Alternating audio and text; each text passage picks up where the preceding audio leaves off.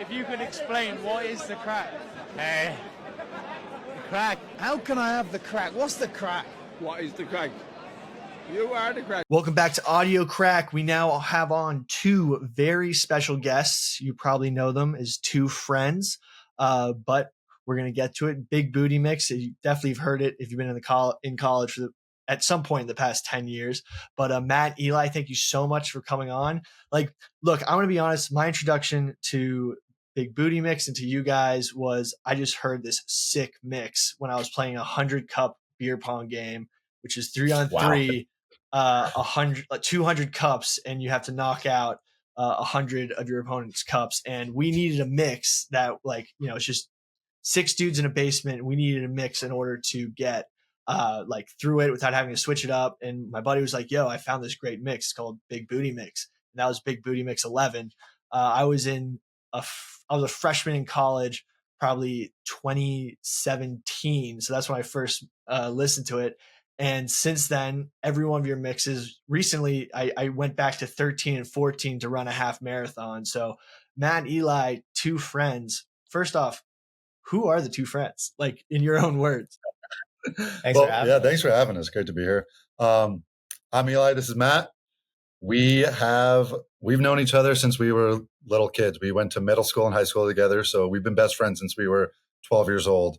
And the first 5 or 6 years were just normal best friend stuff. And then at the end of high school, we both had a slight background in music, had an interest in it for sure. And we're kind of just hanging out, being like, all right, like, could be fun. Let's mess around, see what we could do. Downloaded some music production software, kind of just blindly went into it. And here we are 12 years later. Yeah, maybe we even were more. kind of like in high school, we were like more into sports and, you know, other things. And, you know, we were always dabbling in music in our own ways, but we weren't playing sports in college. So we're like, all right, we need to find like new purpose. So we were like, all right, let's do a DJ duo. Didn't even know what that meant. Dove headfirst. And we kind of split off to college a couple months after we started Two Friends. And we worked really seriously throughout college separately. And then came back together in LA after we graduated. So you guys went to two separate colleges? Yeah. I was at Vanderbilt and Matt was at Stanford, but we every break we got where we were back home in LA for, you know, holidays or summer. We're still in the same spot. It's the basement studio. We renovated it a few years ago, but for a while it was just a fold up table in the same basement, much emptier. And we kind of just did, you know, went through the motion of like, all right, this is what we want to do when we finish up school. So let's see what it's like to kind of treat it like a full-time thing. Where were some of the first places you performed? Like, when you were first making music, you're like, oh, we want to be at Bonnaroo, or were you just like, I just want to make sick music to DJ parties with my boys? I think we always had like the big dreams, like we grew up on like Coachella. So that was always like, we're from LA. So that was definitely a pinnacle. We got to play last year, which was insane. But we always wanted to do the big thing. We always started, my first shows were absolutely DJing for my fraternity. Yeah. Eli, probably the same. We did some high school auditoriums and a assembly at 10:30 a.m. was one of the early ones. That might have been our first show ever in Chicago. That was interesting. We do a lot of like frat parties where we'd show up and they would be like, "You guys didn't bring your own lights," and we're like, "No." So I just came from like dark basements. Yeah. No. So we've seen it all, but I mean, when we were first starting, it was a lot at our own schools, and then once in a while, like junior, senior year, once in a while we'd fly out on the weekends. But there was a couple shows where like I had finals or like Eli had something, and only one of us could go, which is kind of doesn't really work for two friends that well. We haven't done too many. There were only like, I'd say less than 5. So if you're someone out there that happened to be at one of those 5 shows where it was only one of us, consider yourself very, very special. I don't know if it's a good thing. It's probably a bad thing. Yeah. But. Was they like, where's the second friend? Definitely. Or they didn't even care enough to even notice that something was off. How did you guys come up with the name? I mean, was it just like, did the name come before you guys working together, or was it just like, what do we call ourselves? Yeah. Two friends. we were, to answer your first question, yes, we had no clue like how to produce or do anything together, before we were like trying to figure out names. I vividly remember it. I wish we had this piece of paper, this notebook, but we were in some class senior year of high school, and we just would sit in the back. It was kind of like a wishy-washy joke class, like wasn't like serious. So we just like brainstorm names, and we were like trying to come up with cool names. Like at the time, like, you know, it was like Tiesto, Avicii, Swedish House Mafia. Like those were like the names that were like in our faces. And we're like, how do you even come up with those names? So we're like trying to put up like random letters together, try to get our own Avicii sound. You know what I mean? It all felt so awkward and horrible. So we eventually landed on Two Friends just because it was the only one that was like palatable, like that felt like genuine. You know what I mean? Yeah, like because if you had some crazy Scandinavian name, exactly, it's just like, what are these two dudes from Los Angeles like doing with that name? I mean, so when you get into the creative process, you know, Two Friends, do you divide the work up, or do you work together throughout the whole thing? It's like, hey, like I'll handle beat drops, you handle transitions, like, or is it just all culminating?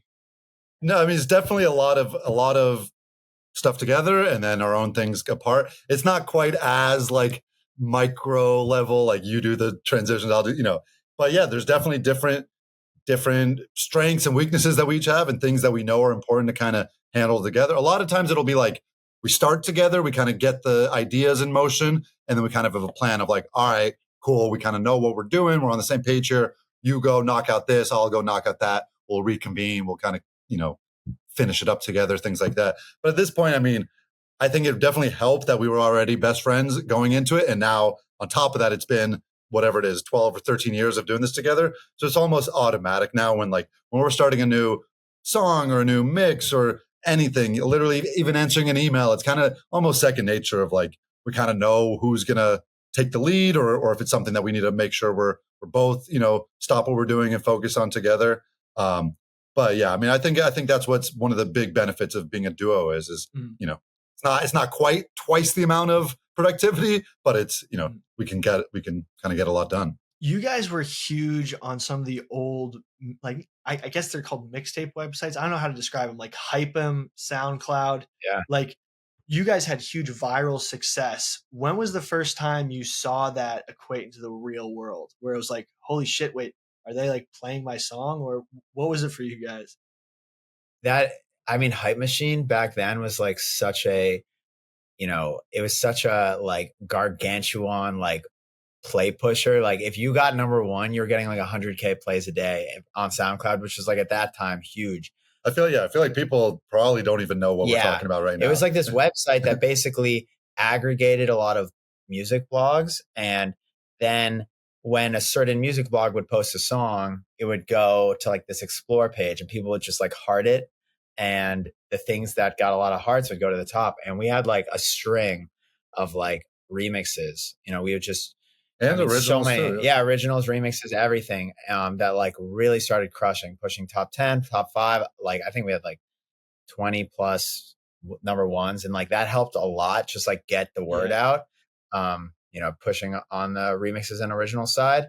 But you know, it's funny, like the game changes like every 2 years. Like I haven't even thought of Hype Machine, and like since you said it, you know, Hype Machine was just one of the first places I heard some of your original stuff, and then like looking back, I was like, does Hype Machine even exist anymore? I think going back to your question though, it's interesting because like kind of like you said, you know, we were seeing all this stuff. We're like, what's going on? You know, we have all these number one Hype Machine tracks. The SoundCloud plays are going up. Like, why are we not doing more shows? And it was like, you know, everyone has to learn that like just because things are happening on the internet, there's still, you got to put in that work to like take that from the internet into like real life. And so I think it's a very slow grind of, you know, okay, you got to get your feet wet with start doing some shows. They're not going to be great. You might be, you know, doing some opening gigs, or you might do the, you know, you're in a place where people aren't really focusing as you know, you're not really the main attraction for this event. You're kind of more in the background. But you kind of just city by city, just show by show, you know, you're just, the goal is when you come back to that city the next time, it's a little bit bigger, a little, you know, more people. So yeah, I think it was definitely a slow grind, but you gotta kind of just put in the work. So you guys went from like, you know, remix success, a lot of originals, but how did you deal with copywriting on your music moving forward? Because that was something I always thought, like, how are you able to use these different tracks? And that must be pretty complicated in itself, like currently. Yeah. I mean, so on the original side, obviously all good. On the remixes and Big Booty Mix side, I mean, honestly, it's a thing a lot of DJs go through because like the art of DJing and the art of like, you know, making edits and remixes, whether official, sanctioned by the artist or not, is like, you know, that's what a DJ does. So, you know, in general, it's been a gray area forever for everybody. But there have been sites like, you know, in its prime, SoundCloud was like the place where like you could discover so many cool bootlegs of like your favorite songs. That was like huge for us. And then that kind of, you know, probably took a downturn at some point because of copyright and people were kind of getting screwed over on that. But I think there's kind of been this new blossoming where maybe it's copyright laws or like major labels have been a little looser on it where they let people upload. In the end, people aren't selling, you know, unofficial remixes. They're really just up there for streaming. So in my opinion, it's not hurting the original artist. You know, if anything, it's bringing more awareness. But yeah, I mean, it's a gray area that's constantly been evolving, but absolutely like it's going towards the direction where things, unofficial remixes, whatever people are making, I think eventually soon will be totally allowed on the internet. You know, I think that's a lot of these major labels, which control a lot of like the music these DJs like us are remixing. They're getting these, you know, licensing packages with Apple Music is doing it now. Spotify will definitely do it eventually. YouTube kind of already has like the whole ads model. But yeah, it's a thing that, you know, we've dealt with our whole career and it's just changing constantly. Something I've always wanted to know about DJing is how do you handle, you know, very stressful road and tour dates, you know, back to back to back sometimes. How do you handle with basically going to a huge party where everyone's coming to party and still trying to make it sustainable? Like, like that's probably one of the hardest things where it's like, hey, like, man, everyone's lit. Like, let's go crazy. But it's like, wait a second, we got to travel tomorrow. We got another night. Like that, I feel like is an underrated hard part of being a musician. And I just want to know, how do you deal with it?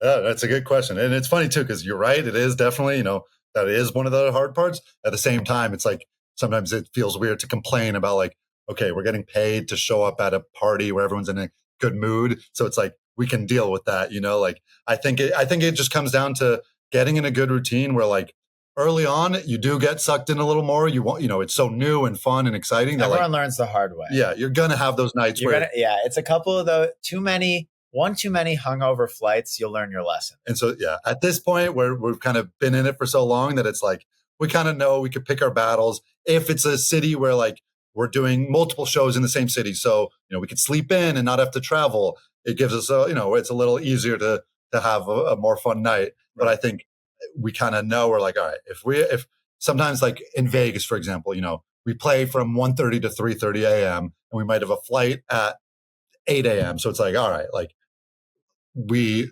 got to survive. If everyone, all your friends, all the people around backstage, whatever, want to take a shot, you got to make sure everyone's taking the shot at the same time. You know, get one and done and you're good. If it's not one of your big nights. So you got to like, you know, pick your battles and just take care of yourself. You've seen, obviously, like there's so many stories of people just like not being able to sustain burning it. out. Yeah. So for us, it's attempting as much as possible to get sleep, which is a lot easier said than done. And we're not good models for it. But yeah. Because we're also, sometimes it's self-inflicted and sometimes the rest of our crew makes fun of us. We're like, you know, sometimes on a Sunday morning, we could sleep in, but that's like our one half of a day back in LA to have some type of life. So it's like, we want to sometimes take the painfully early flight, get home Sunday morning and have that full day of just relaxing versus, you know, sleeping in. But then you get home, it's Sunday night and it's like, all right, it's almost done with the studio weekend. Monday. It's like, damn. Yeah. What is the work process of being in the studio? Do you like sanction time? How do you find time to get back in the studio, get those wheels turning? Because like the creative process, like, you know, you need time. And how do you balance touring and time to put together new mixes? Yeah. I mean, on the touring front, that is usually more scheduled out. So like, those are hard dates, hard times we have to leave. But we're pretty scheduled on like the studio side too. Like if we didn't have shows Monday through Friday, like we would be in the studio Monday through Friday. Pretty normal days. Like we're here at 9:30, leaving, 7, 8, whatever. So, we try to live normal lives during the week when we can.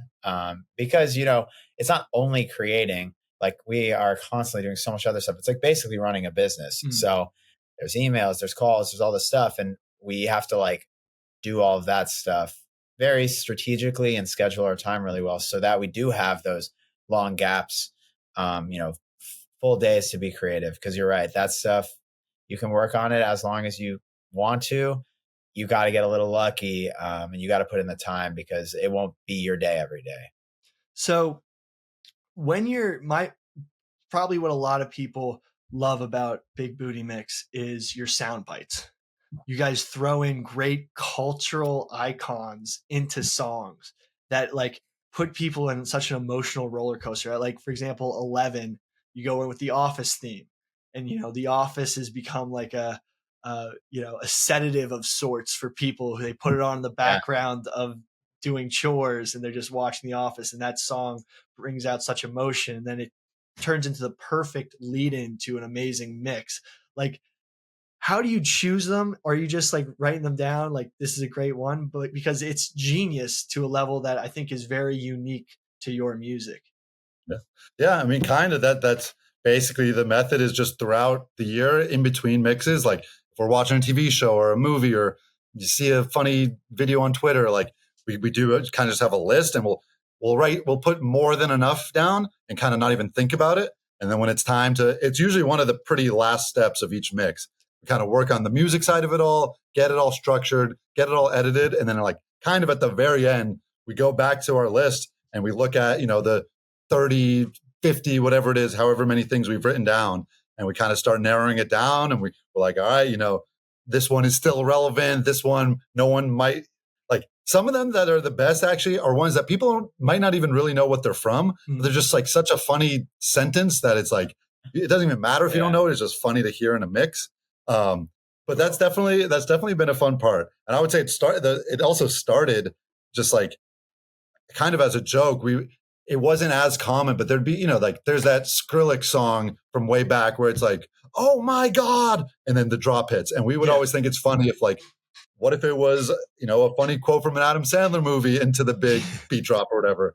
And so we're like, all right, let's just let the Big Booty mixes seem like a fun format to throw those in. So yeah, that's definitely like a fun step in the process. So this is a Barstool centric question. In Big Booty Mix 20, you threw in Biz giving a good old sonk.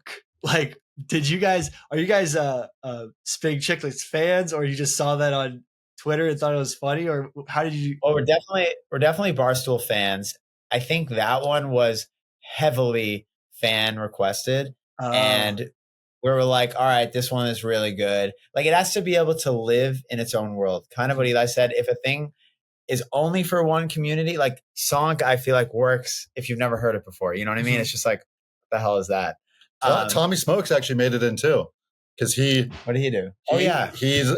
We got him to come to Big Booty Land, which is kind of like the festival in-person premiere of each new mix that we've been doing. Mm-hmm. So he came to the one in Boston, and he was kind of like a MC host guy, and he filmed some funny videos outside in like the lobby and in the line. And there was one where he asked, I mean, again, it's like, it doesn't really make any sense, but it's like, where's Gabe? I don't fucking know. And Tommy Smokes is the one saying, where's Gabe? Oh. I think Dave made it in one too. Dave made it one of the pizza things, maybe. No, the walking. Oh yeah. Oh, he's like, how's he holding? How's he pulling that? Yeah, Oh yeah. No. So yeah, there's been a couple that have crept in there. That's amazing. By the way, August 24th, MSG, the launch of Big Booty Mix 25. Let's go. Hopefully you guys will let me come. Absolutely. Dude, I'd love to come. But did you have any lined up for the next mix? Get a little sneak teaser? We have a ton that we're like backlogging. At the end, it's kind of, you have to see which ones feel like they will be timeless, because we're not changing them like after the mix comes out.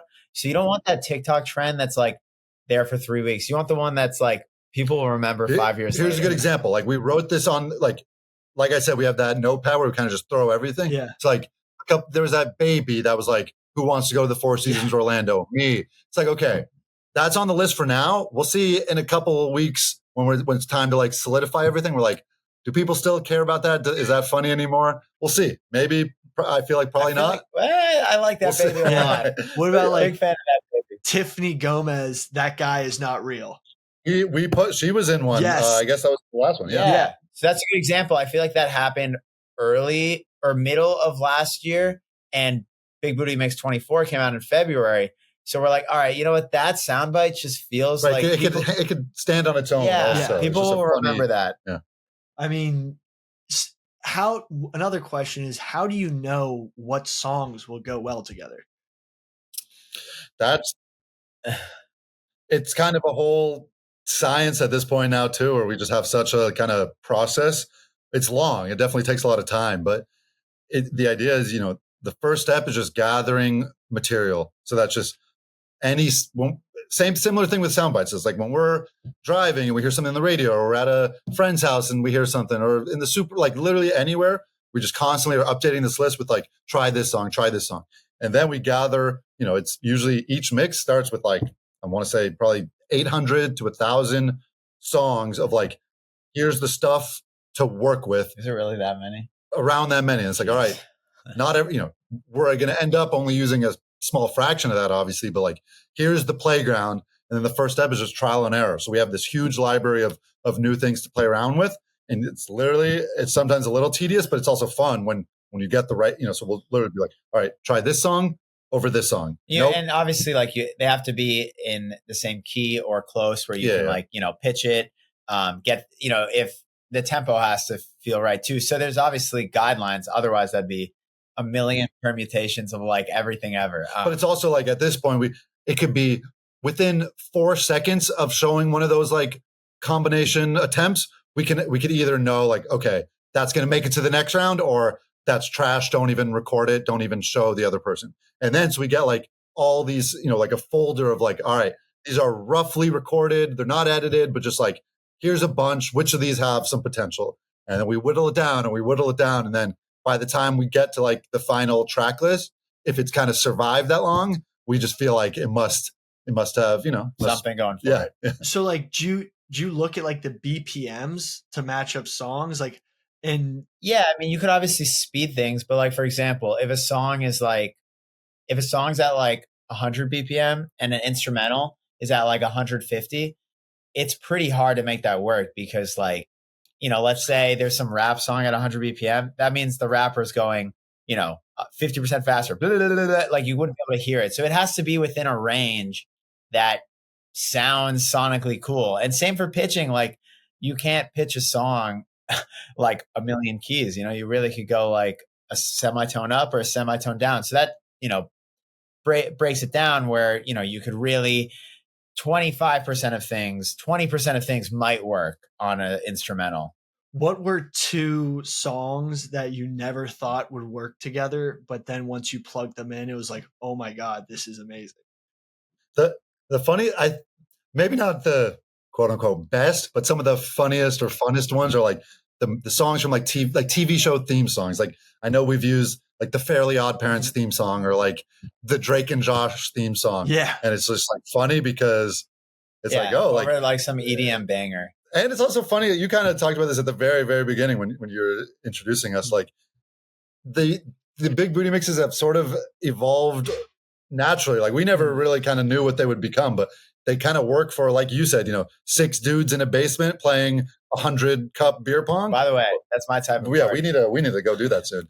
Or it's or it's the people in the gym or running a marathon, like you said, or road trip. So it is funny, like when you're like you're trying something out with the Fairly Odd Parents theme song, and you're like, oh, like there might be a party, and this is just going to come on, and now all of a sudden people are like raging to this, and so I think that's always the most fun is when it's like a genre that you would never expect to kind of be on top of like a EDM dancey production. The craziest part was like, I, went back to college and I remember, like all the playlists we listened to, and I kept up. But then going back to school and like, being 3 years out now, and then they're listening to the new Big Booty mix. And it's like, Yeah. whoa, wait a second. Like the vibes are the same, but it's just that they've caught on too. And like, even, a senior is like showing a freshman, oh, this is Big Booty Mix 13. And then that freshman, the circle of life, and he's showing the next freshman Big Booty Mix 17. I don't know if the math was right on that, but like, we have a scientific theory. Yeah. And, we think this is 75% accurate. Whatever Big Booty Mix came out around your sophomore year of college is the one that you find like the OG for you, and we've asked around. It's pretty accurate. It's sometimes pretty hard. People have strong opinions. So there are some people like you had a good one too. Volume 11 is one of these ones where like there are some Volume 11 truthers who we will never be able to give them a new favorite, no matter how hard we try or how much we think personally that like Volume 25 is going to be better. It's like they will not budge. So that's okay. But yeah, it is fun kind of trying to, see what new music comes out that we could play with and bring back other throwbacks. It's also funny because like there's certain songs, I'm trying to think of a good example where like for our generation, that song may have been a little corny, a little cliche, overplayed, but like you wait 10 years and now it's like such a cool nostalgic throwback for these kids because like that's what they heard when they were going to bar mitzvahs and middle school dances. So it's like it's the circle of life. Creed has come back huge. That's a good example. Creed's the dopest band of 2024. Nickelback too, where it's like it's like funny to play that now. I mean, did you ever have any inspiration from the White Panda? I mean, he was one of the OGs. Absolutely. The duo. There's a couple. I mean, there was White Panda, Girl Talk, Cap Slap was one of the early guys. DJ Earworm, right? Yeah, on YouTube. That's how like Mashups had such a golden era similar to like the Hype Machine days, like early 2010s, 2010, 11, 12. The Mashups were having their moment. And then it kind of got a little, I would say, overdone. So we were making some also where instead of being these hour-long mixes, they were kind of just like a 3-minute, like one vocal, one song, just like a simpler format. And then it was kind of getting a little overdone. And we're like, all right, we're starting to produce our original music. We're learning how to DJ. We're kind of more in this like electronic music world.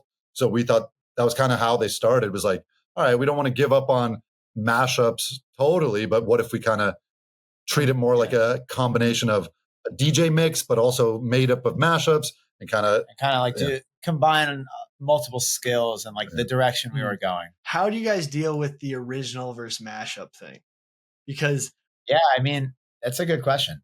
It's interesting because as time has gone on, in a way, we've kind of connected the dots a little bit more. Like we will put unreleased music into Big Booty mixes. We will use vocals from originals or instrumentals from originals in Big Booty mixes, and they become like amazing, memorable parts.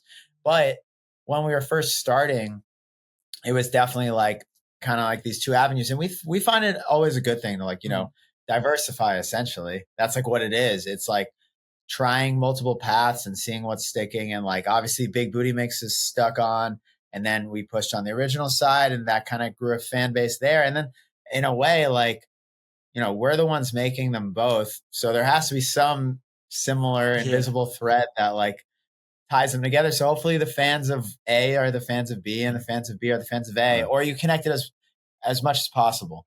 But that's what I think. That's if anyone that comes to see us at a show, like that is kind of the culmination of it all. If you come to a show, you'll see we're going to play the originals. We're going to play some of the highlights of the Big Booty mixes. We're going to play some sneak peeks of the upcoming Big Booty mix.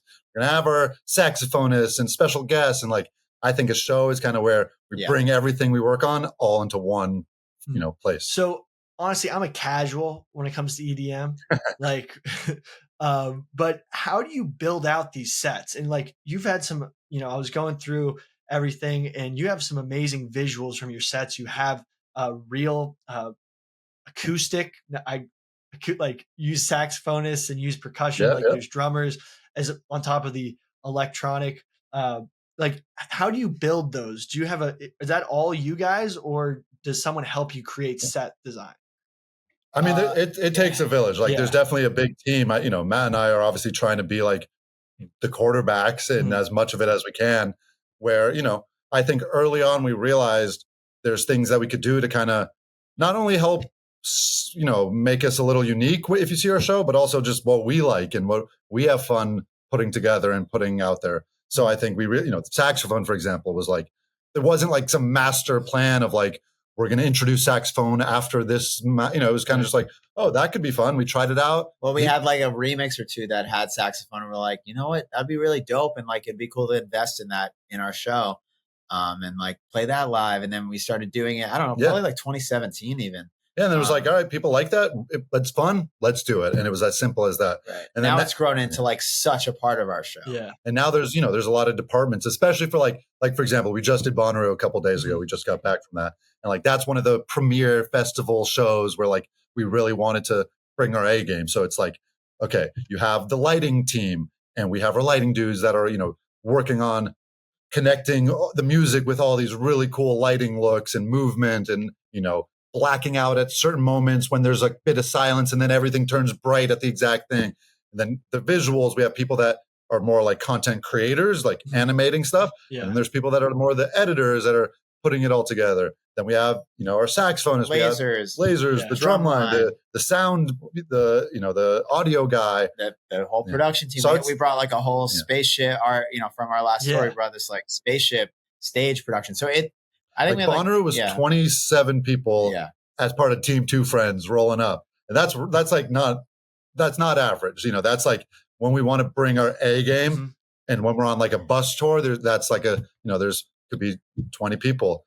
When we're like more just a weekend, like go to Vegas, a little more 5 to 7 people probably. Yeah.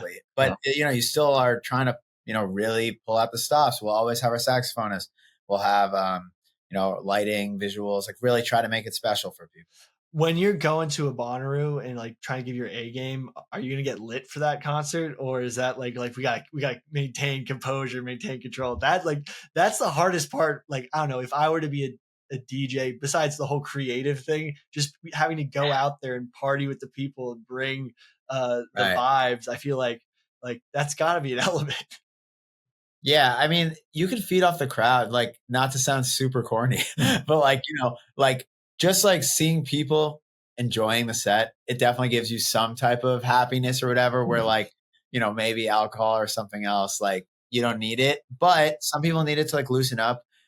At this point, I could go sober every single show, or I could easily, have a drink or two before. But for Bonnaroo, anything like where we're have to like focus and there's a lot of moments, you don't want to be wasted. I'd say Bonnaroo was like, take a shot to loosen up with the team right before, mostly celebrating after. Champagne came out after everything went well. We had some time to hang out with the team. But it is funny, like, especially in a place like Vegas, for example, our guest list we do Vegas 20 times a year the past couple of years. And like guest list each week is different with friends or family that's coming through. And for them, that might be like, that's their one Vegas trip over the next 5 years. So for them, that's like, this is Vegas. I'm going 10 out of 10 hard. I'm staying out till 6 a.m. Like, this is my chance. For us, it's like, we were here 4 nights ago and we're back 3 nights from now. So it's like hard for each of those groups for us to be like, Vegas, yeah. So I think. Well, you gotta be the party starter in different ways. So sometimes. I think we find the balance. This is the first time I ever spoke to someone with a Vegas residency. And I always like, when you go to Vegas, you like realize like, oh, that's Sam Hunt. Like, that's what he's been doing. Like, what is the allure of a Vegas residency? Like, do you just get hooked up in the hotels that just get taken care of? And like, I mean, it's definitely great hospitality. We've been with Wynn for a couple of years now, and they're awesome. The hotels are amazing. The dinners are amazing. Yeah. Everything, shows are great. And it's funny. I think it's probably the only place in the US where it's like 95% a different crowd every time you're there. Mm-hmm. There are locals, but it's mostly people that are flying in for the weekend. Right. And so that's what gives it the ability to be able to go do 20 shows. Because, if you're in, let's say, Cleveland, like, it's not as much of like a touristy new people every week city. So, you might only go there once or maybe twice a year versus Vegas. You can go back pretty much every week, every 2 weeks. And it's kind of a new crowd, a new vibe.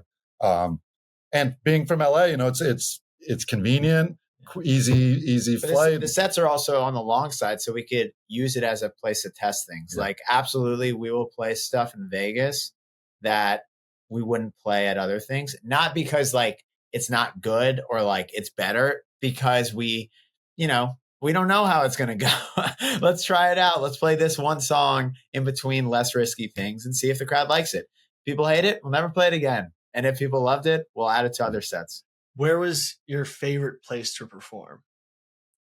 Oh, that's hard. I mean, some of the most satisfying shows are the ones you worked really hard for. Like that's the Coachellas, Bonnaroo last week. I mean, some of the big tour shows, the Red Rocks, the Big Booty Land. LA. We played at the Forum in February, and like we grew up here. That's like the arena here. It's sick. So there's definitely been, those are the shows that are like the stressful ones, but also the most payoff of like, damn, we did that. Good job, team. And then there's the total other side of the spectrum, which is like the show itself is fun, not necessarily as like fulfilling, but it's you got to go to see a cool part of the world that you might never go see. So some of the international ones we did a couple months ago. We did shows in Chile and Guatemala and Costa Rica. But it's like those were great. Don't get me wrong, that was awesome. But it's also like we're like, oh wow, we had a crew of 7 of us, and we're all close. We're all hanging out, having good meals, and we're why else would I be in Guatemala on a Tuesday night? And, so those, we try to make sure we get to enjoy all that too. When was the show like that was in a weird place? You didn't think it was going to pop off, but it popped off, and it was just wild. And you're like totally unexpected. I mean, there's been a couple there. I'll give you one answer for like public shows and one answer for private shows. Mm-hmm. So we've definitely had this like relationship with the city of Cleveland. Yeah. And I feel like Cleveland gets a bad rap, like I don't know what it is, but I love Cleveland. I do too. And I think the first time this really happened, I don't know if it was the first time we played there, but it was a day club and it just started hurricaning, like absolute monsoon, but it was still open. Everyone was still there. This is outdoor venue. Outdoor. And everyone kind of just like embraced it, and everyone was soaked. We got soaked. There was this little like tent over the CDJ, so the music wouldn't stop. But like we're just like, okay, we're going out. We basically went out to the front of stage, got absolutely soaked. It was like the hardest rain ever. By the end, everyone is as if they jumped in a swimming pool, jumping into puddles, like doing like slip and slides. It was just so cool. And then the next time we came back a year later, the exact same thing happened. So there's something like where it's like, random places like Cleveland where it's just like, damn, people know how to turn up. And it makes like, it's special. Something weird happened. And now I'll never forget those shows. Then the other side, like we don't do quite as many anymore, but early on, like college shows and mm-hmm. frat shows were definitely, we were still in college ourselves. So we had it and it was fun. We got to visit like most of the big schools in this country. So we would have like our rankings of what the top 5 crazy schools are. And like some would surprise people. Like, for example, there was one, I don't know if you've even heard of this, but there's a small school in Massachusetts called Assumption College. Oh, yes, I do. I went to a small school in Massachusetts, so I know Assumption. There you go. It's like, a couple hundred kids in each grade. Yeah. And there was like, they had to cancel on who they booked originally. And we found out about it like a week before. And we're like, yeah, sure, let's go. And like, that was like one of the best shows for a college show. Because I think some of those small schools are just like, they're happy to get some, some event, some party. And even you could almost make that same case for some of the cities like Cleveland, where like maybe they're not getting as many concerts as LA and New York are going to get. So like there might be just a little more like appreciative and happy to go rage. You got to give me that top 5 list you're given. All right. Well, we got to give a huge asterisk because like if we were playing for the school, that's different. If we're playing for a certain fraternity, like I don't know who's invited. Do you know what I mean? So it's really hard to say. I will say if we've been twice, it gives us a little bit more of a full picture. I have to say Miami, Ohio is up there. Mm-hmm. We played at a couple times, but I remember when we played at Brick Street. This was so long ago, and that's like this infamous bar. That has to be a top 5 like rowdiness. I was like, what the hell is going on? Brick Street. Where else is UT Austin we did probably 7 or 8 different frats there. Always a good time. University of Tennessee, they've gone hard. I mean, Alabama goes really hard. But like our last frat show was at Alabama, and they went so hard we didn't get to go on. We showed up with like 5 minutes before we were supposed to start. They came and they said, "Hey, you're not going to go on." Oh, we played some beer pong with them. We had a great time. Do you still get paid in those situations? Yeah, we do, but we still try to make the most. We still hung out for an hour or two, hung out with them, had fun. But what Matt said is true. It's funny because there'll be people will be like, "Oh, what'd you think of University of Arkansas?" And like our experience is based off we went to one meal by whatever hotel they put us at. We went to one specific fraternity. We don't know, we don't care what that is. Like, and like we act as if like, oh yeah, no, Arkansas is amazing. And it's like we saw the smallest little sliver of it. It might be amazing and it might be okay. And the opposite is like sometimes we're like shit talking a whole school, and we're like, okay, I'm not the one shit talking. I don't know what you're talking about. No, but honestly, there's so many schools I've forgotten. Like Indiana, Santa Clara, like so UCLA, USC. Everyone's gone hard. So people like to have a good time. That's awesome. Well, guys, everyone listening, go check out Wrong Way feat. Alexander Stewart coming out soon. If Only I with Loud Luxury feat. Baby Rexa out now. I don't know if I pronounced that name right, but BB. In August 24th, 2024 at Madison Square Garden. Definitely try to get tickets if you can. I'm trying to come true. Like I'm trying to come true. Premiere Big Booty Mix Volume 25. Yeah. Let's get it. Let's go. Last question. So I was reading some old articles about names you're thinking of besides two friends. One of them was bubonic plague. And you've had some anatomy driven names, Big Booty Nicks, Boob, spelled B-O-O-B, onic plague. Tits or ass, guys? Oh, wow. I know what Eli's going to say. I have a cop-out answer, but what if it's true? What if personality is how I actually feel deep in my heart? Hey, that's fine. Hey. I just think it's funny how you guys are just like, yo, Big Booty Mix. And that's what happens when we start, when we're just high schoolers in the back of the class, just messing around and starting. That's never took ourselves too seriously. And I think that's, Eli gave you the political answer. Okay, what's the real answer? I mean, I really appreciate both. It's exactly equal. Big fan of both. That's, you know what? That's great because you guys are two friends and then you're not fighting over things. There we go. You're not interested in personality. We got a personality guy and a both guy. So great answers. Thank you guys so much for coming on. Anytime you want to come talk shop, we just I love audio crack. We just shoot the shit, have a good time. So next time you're in New York, hopefully you're not too busy. Maybe you could pop in to the Barstool office and love to have you. Definitely. But thank you guys so much. Thank you. And hopefully one day I'll be one of your constituents and you'll be my representative in whatever government happens. Hope to be. Look, hey, if you think DJing is hard, you should try running for office. God, for the amount of DJs, musicians, we'll get some haters. I can't even imagine being a politician. Dude, it's possible. It's wild. But thank you guys so much. All right, we'll play you in 100 cup pong at some point. Yeah.